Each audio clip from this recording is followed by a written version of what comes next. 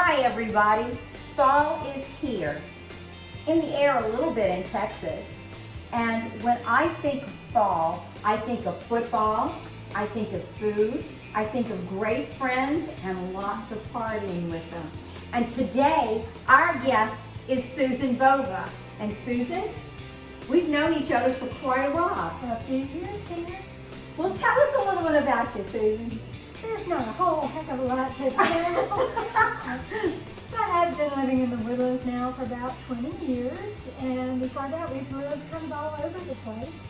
I met my husband in graduate school. Is that Mr. John? Mr. John. Uncle And Johnny, we call him. I was a student of nutrition at the time, but today we're going to cook something that's not so nutritious, but it's guaranteed good. Oh, really? What are we cooking? We are talking bacon. Oh, today. bacon. Oh, yes. But not just any bacon, because we've amped it up today with some chili dar balls and brown sugar. And so we're going to have just a wonderful snack today that spells fall, but it can really be eaten any time of the year. It's great with BLTs. It's great with Bloody Mary. Now you're talking. Now you're talking. It's just good just to have as a nice little snack. So it's something that's super easy to make and super delicious. You can't go wrong. Well, let's get going with this. This sounds great. I'm ready for it. Tell us what we're doing. Okay, so we get bacon of your choice. I just happen to like a thick cut bacon. I like hickory smoked, but you can use any other kind of flavoring, whether it's applewood, but I like hickory smoked.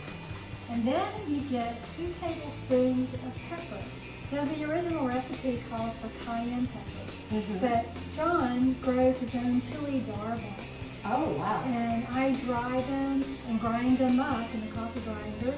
And this just has, don't take too deep of a whip, but the most delicious smoky flavor. It's so intense. It It's is. great. It's really, really good.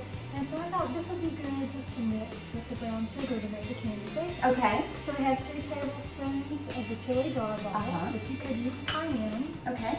And you have 3/4 cup of brown sugar. Okay. And all you do is mix it together, which I've already got some already mixed. Okay. And now we're going to take our bacon, one slice at a time, and we're just going to coat it in this wonderful peppery, sugary mixture here. So, Susan, you were telling me previously that when you were younger, your family used to have hogs and...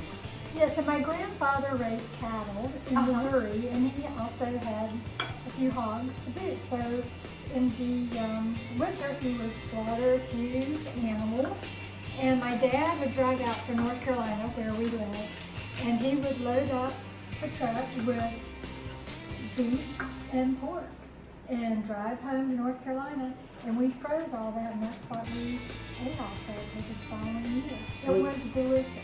You make the best pulled pork.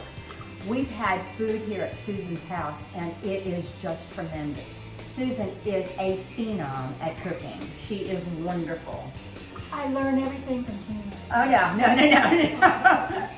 Everything I know is from Tina. Oh, yeah, sure. We have fun cooking together. Oh, my God. What was it that we made? Mole. Oh, yeah. Oh, my gosh. Mole is tremendous. Susan's recipe is delicious. So, one of the things that Tina taught me was what a culinary center Santa Fe, New Mexico is. And I have to say, Tina, some of our favorite recipes come right out of Santa Fe, and this one happens to be Is this one from Santa Fe. Oh, my goodness. Yeah, the mole was from Santa Fe, and to me, I think Santa Fe spells fall. Oh, it does. Yeah. It does. I just love cooking in a southwestern style. It's so versatile, and you can use almost any ingredient. But certainly pork is most definitely. volumes to it. Most definitely. So now, when you're cooking this, Susan, I see you've got it with parchment. Can you use a silpat instead of the parchment, or do you recommend I've not tried it. I think I would go with the parchment paper, because what you're going to find out is as we cook the bacon, all the sugar is going to caramelize. And it's going to be a nice, thick, kind of a gooey base. Ooh. I'm afraid it might stick to the silpat. Okay. I'm not sure.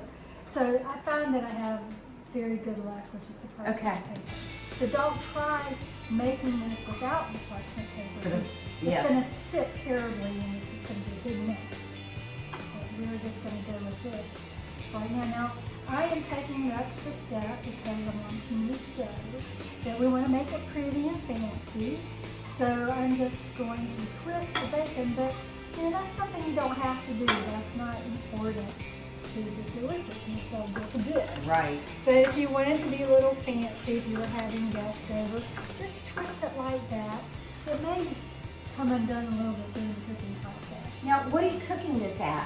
What temperature? 300 degrees 300, for okay. 30 minutes. Okay. So it's super quick, super easy. So what we're going to do is we are going to take a break from putting this together, and then we'll be back when it comes out of the oven. So stick around with us. Okay, so bacon is ready, Tina. All right, we're good to go. This is an important piece here. Is we don't want to pick up the bacon with our fingers because it's going to burn. Remember, we have the sticky, gooey yes. caramelization going on. So we're going to want to use tongs. Okay. And you can just lift it up and you can see Oh, all that my goodness gosh. dripping down. And just put it on our plate. We're going to let it cool right here on our serving plate. Now, can I ask you a question? You did these for Christmas one year. Can you make them ahead of time? Do they need to be refrigerated? Well, because the bacon is meat, right? So yes, it would need to be refrigerated. Okay. So I would say make it not too far ahead of time, but if you were having guests over, you could make it an hour or two ahead of time and you wouldn't need to refrigerate it. Just have it ready because you want to give this time to cool off before you eat it. You don't want to eat hot candy bacon. Wow. Can you put it closer to the camera so they can see that?